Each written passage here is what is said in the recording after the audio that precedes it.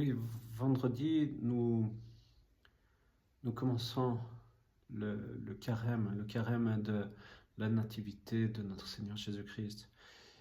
Et à travers ce carême, c'est cette possibilité de nous préparer pour cette fête de la naissance de Jésus.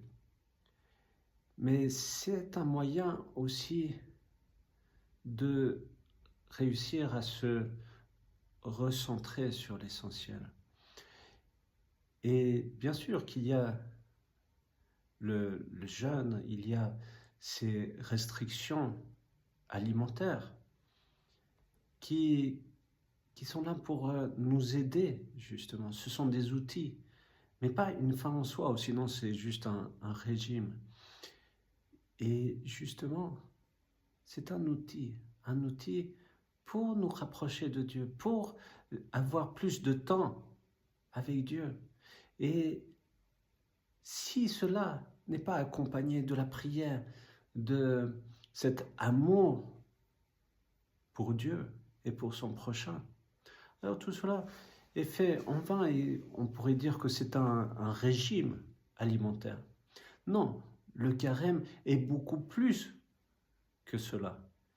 C'est une fête, et en se privant de nourriture, et je dirais même d'aller plus loin que cette question de nourriture, mais de se priver des passions qui nous détournent de Dieu, qui nous privent de Dieu. Alors oui, nous pouvons faire un vrai et bon carême. Donc, privation alimentaire, mais pas que.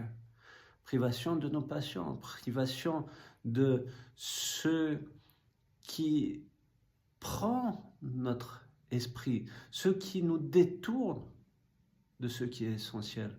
Alors, nous voyons cette question de cette nouvelle génération qui est tellement absorbée par leur téléphone, par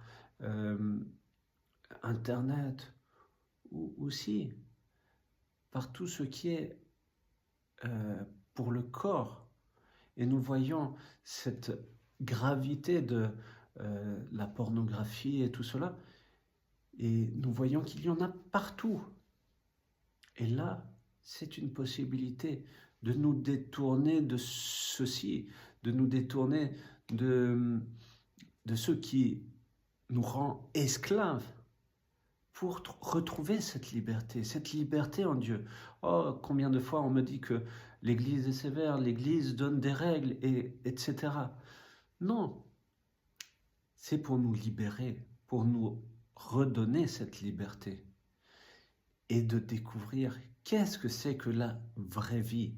Et la vraie vie, c'est ce que nous avons reçu à travers le baptême. Vous tous qui avez été baptisés en Christ, vous avez revêtu le Christ. Alors, c'est de reprendre conscience de cela et d'être des Christophores, de porter le Christ et d'être des témoins. Saint Paul nous dit que si vous jeûnez, ne le montrez pas. Soyez dans cette joie, soyez dans cette réjouissance. Et n'ayez pas des mines tristes, mais soyons justement des porteurs de cette lumière. Alors, commencez ce carême. Commencez ce carême avec l'aide de Dieu et pour Dieu.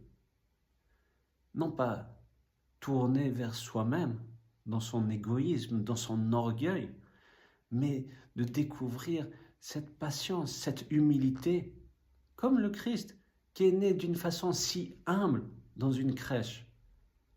Alors soyons dans cette recherche d'amour, d'humilité, de patience et d'obéissance à Dieu, d'obéissance à l'Église. En effet, lors du baptême, nous avons eu cette tonsure qui est justement cette volonté